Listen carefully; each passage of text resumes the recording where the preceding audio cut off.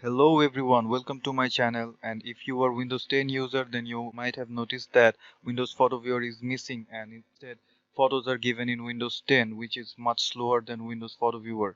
So today I'm going to show you how you can restore your Windows Photo Viewer in Windows 10. It's very easy. Just watch the video fully, and after that you can easily restore your Windows Photo Viewer. So let's get started.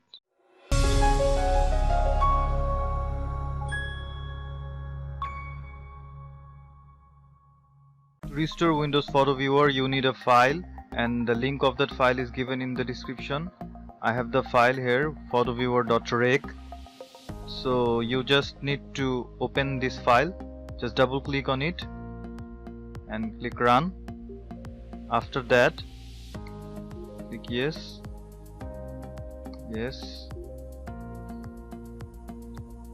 hit OK. Now I'm opening an image. Let's see. Here is Windows Photo Viewer. Now you can see that I can open this image using Windows Photo Viewer, and it's very easy. Now you can open your image using Windows Photo Viewer. I hope this video will help you, and if you like this video, just subscribe my channel and click on the bell button. Thank you very much.